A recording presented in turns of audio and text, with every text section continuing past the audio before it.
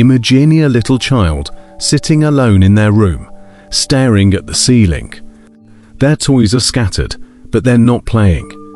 Instead, they're wondering why the house feels so heavy, why their laughter always seems too loud, why the silence in between is deafening. They can't explain it. They can't name it, but they feel it. The weight of something unspoken. Maybe it's a parent's coldness. Maybe it's the yelling behind closed doors. Maybe it's just the absence of warmth. The child learns early that the world is unpredictable, and because of that, they start carrying an invisible backpack filled with confusion, shame, and longing. Years later, that same child is now an adult, and when life gets heavy, they reach for something. Anything that dulls the noise. What if the addiction isn't the real problem? What if it's the solution? The solution to a pain that was never healed in the first place. See, most people think of addiction as a weakness, a moral failing, or a bad habit that spirals out of control. But after analyzing the psychology of thousands of people and looking at countless studies, I realized something much deeper. Addiction is often not about the substance or the behavior itself. It's about the emotional wound underneath it. It's about childhood trauma. And once you see that, you can't unsee it. The patterns become painfully clear. Now, before we go further, let's make something clear.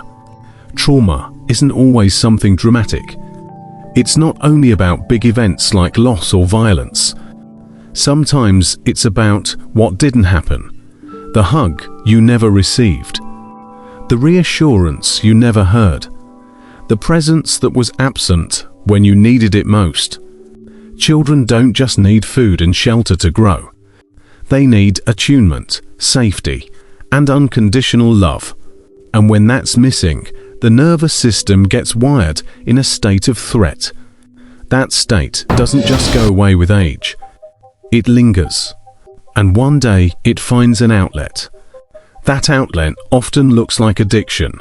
Think about it like this. The human brain has one mission: to protect us from pain. And when the pain feels unbearable, it will search for shortcuts, substances, distractions, behaviors. They become shortcuts to comfort. That's why addiction is so powerful. It's not because people want to destroy themselves. It's because deep down they want relief. Relief from memories, from feelings, from loneliness. Addiction is not about chasing pleasure. It's about escaping pain. Here's where it gets even more fascinating. Neuroscientists have found that when a child experiences early stress or neglect, their brain develops differently. The stress hormone cortisol floods their system more often than it should. Over time, this rewires the reward circuits in the brain, especially the dopamine pathways. Dopamine is the chemical that motivates us, that tells us, this feels good. Do it again. But in children who grow up with trauma, the dopamine system becomes fragile. Ordinary joys like connection, play, or small achievements don't light it up the way they should. So later in life, when that person stumbles upon alcohol or gambling, or even endless scrolling on a phone, the brain suddenly lights up like it's been waiting its whole life for this. It says, finally, relief. Finally, I can feel something other than emptiness. That's the hidden bridge between childhood trauma and adult addiction. But let me ask you something. Have you ever noticed how some people seem to carry an invisible sadness, even if they smile all the time? They laugh at parties. They achieve at work. But if you look close enough, you can see it. The haunted look in their eyes. That's often unprocessed childhood pain. And here's the kicker. The brain doesn't distinguish between emotional wounds and physical wounds. To the nervous system, they're both threats. That's why someone can crave substances as strongly as someone craves air when drowning. It's not weakness, it's survival. When I first came across this research, it shook me because it explained something I had seen over and over again.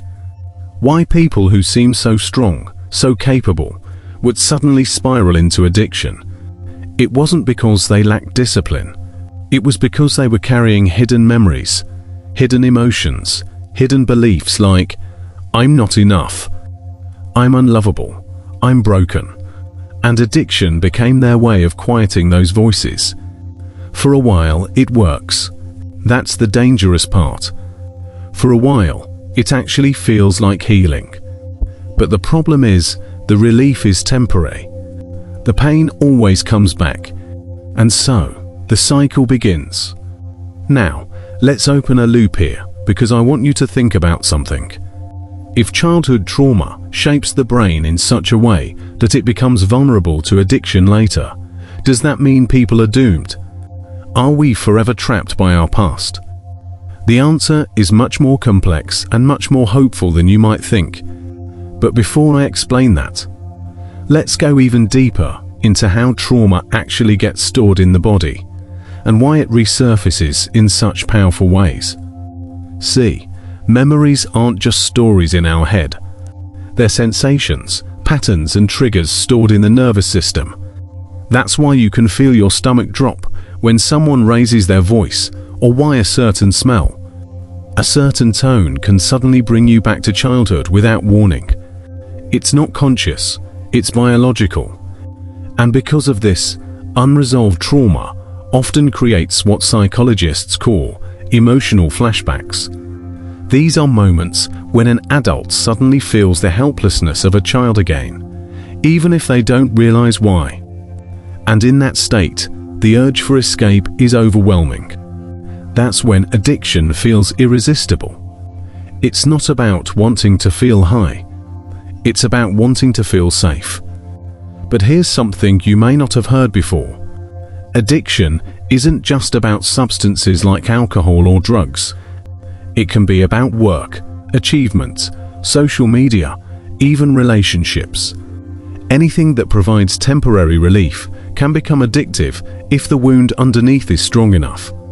And this is why trauma-informed therapy has become such an important field, because it shifts the question from what's wrong with you to what happened to you. That shift alone changes everything. It moves us from judgment to compassion, from shame to understanding.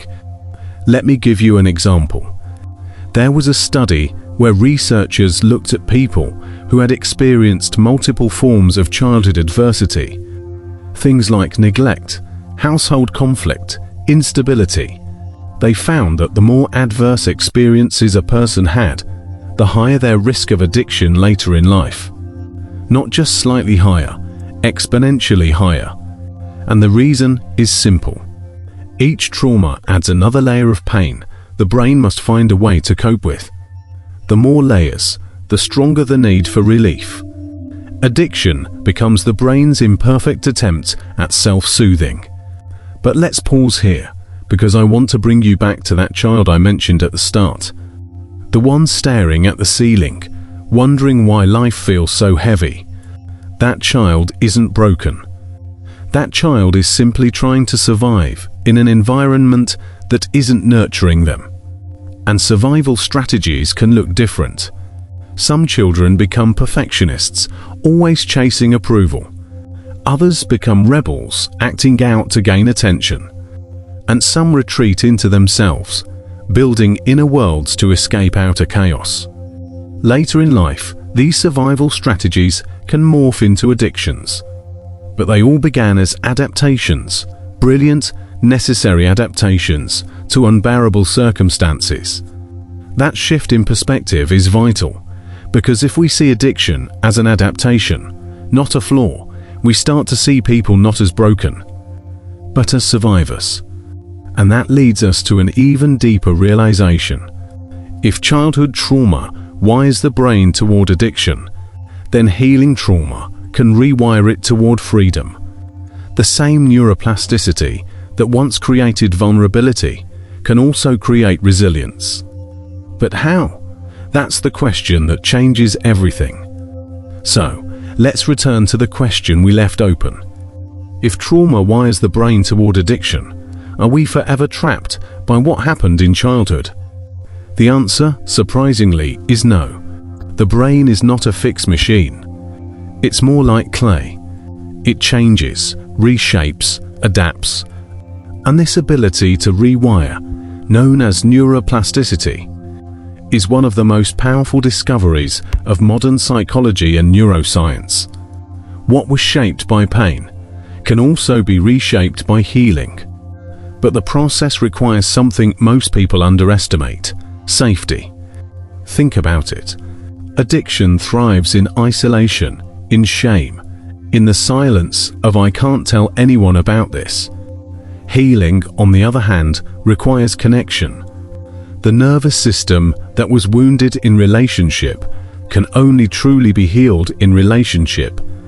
That might mean therapy, where someone finally listens without judgment. It might mean a trusted friend, where vulnerability is met with compassion instead of rejection. It might even mean learning to become your own safe presence, offering to yourself the words you never heard as a child. Over time, this sense of safety allows the brain to calm down. Cortisol lowers, the stress response weakens, and when that happens, the cravings for escape slowly start to lose their grip. Now, here's where it gets even more interesting. Studies show that practices like mindfulness, meditation, and deep breathing don't just calm you down in the moment. They actually rewire the brain circuits that were dysregulated by trauma. The prefrontal cortex, the part of the brain responsible for decision, becomes stronger. The amygdala, the part of the brain that triggers fear, becomes less reactive. And dopamine pathways, those same ones that were hijacked by substances, can begin to respond again to ordinary joys, the warmth of sunlight, the laughter of a loved one, the satisfaction of creating something meaningful. Healing, in other words, is not about removing the past. It's about giving the nervous system new experiences of safety, joy, and connection that rewrite the old story. But here's a truth most people miss. Healing doesn't happen in one big moment. It happens slowly, almost invisibly, in small choices repeated over time. Choosing to sit with discomfort for a few seconds instead of numbing it. Choosing to reach out instead of withdrawing. Choosing to speak kindly to yourself instead of harshly. These moments might feel small, but to the nervous system, they are monumental. Each one is like a stitch, slowly repairing the torn fabric of the self. Let me ask you something. Have you ever noticed how certain people, even after going through years of addiction, seem to radiate a kind of wisdom once they've healed? Almost as if the very thing that once broke them has become their greatest teacher. That's not a coincidence. When someone walks through the fire of trauma and learns to live without numbing, they develop an extraordinary depth of empathy. They can sense the unspoken pain in others. They can offer comfort without judgment. And in many cases, they become guides for others who are still trapped. It's almost poetic. The wound becomes the gift. The weakness becomes the strength. That transformation is not just psychological, it's spiritual. And yet, let's be honest, the path is not easy. Addiction can feel like an anchor that keeps pulling you back down just when you think you've surfaced. But this is where self-compassion becomes critical. Many people stuck in cycles of addiction think, "I failed again. I must be broken." But the truth is, every slip, every struggle is part of the rewiring process. Think of it like learning to walk after an injury. You fall, you stumble, but each attempt is strengthening muscles that will one day carry you with ease. Healing from trauma is no different. It's not about perfection. It's about persistence. Now, here's a curiosity loop I want to open for you. If trauma can shape the brain and healing can reshape it, then what role does meaning play in all of this? Because here's what psychologists have discovered. People who overcome addiction rarely do it by willpower alone. They do it when they find something bigger than the addiction itself. A purpose, a passion, a reason to keep moving forward. Meaning is the antidote to emptiness. And when someone finds meaning, whether it's through art, service, faith, or simply the commitment to live fully, they no longer need the substance to fill the void. The void begins to fill itself. Viktor Frankl, a psychiatrist who survived the Holocaust, once wrote, "Those who have a why to live can bear almost anyhow." That truth applies profoundly here. Childhood trauma often robs us of our sense of worth, our sense of belonging, our sense of why. Addiction becomes the placeholder. But when we rediscover meaning, when we reconnect with the part of ourselves that was buried but never destroyed, the addiction begins to lose its power. Because what the brain was searching for all along wasn't a substance. It was connection, purpose, and love. But let me paint this picture more vividly. Imagine that same child from earlier. The one staring at the ceiling, confused and lonely. Now imagine them as an adult sitting in a quiet room, breathing deeply, maybe with tears in their eyes, finally telling their story to someone who doesn't turn away. In that moment, something shifts. The child within feels seen. The adult feels lighter, and the cycle begins to break. This is not a fantasy. This is what healing looks like in real life for countless people who dare to face their pain with courage. And here's the final twist that I discovered after all this research. Healing from trauma and addiction isn't just about the individual. It's about generations. Studies on what's called intergenerational trauma show that the wounds of one generation often pass down to the next, not just through behavior, but even through biology. Children of parents who struggled with unresolved trauma can inherit stress patterns in their own nervous systems.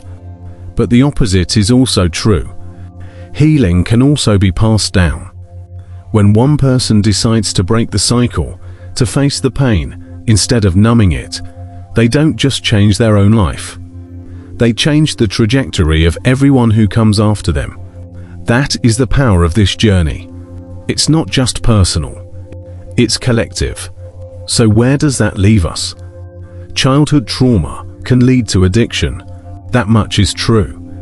But it doesn't end there. The story is not locked. It can be rewritten. The same brain that once sought escape can learn to seek presence. The same heart that once felt broken can discover resilience.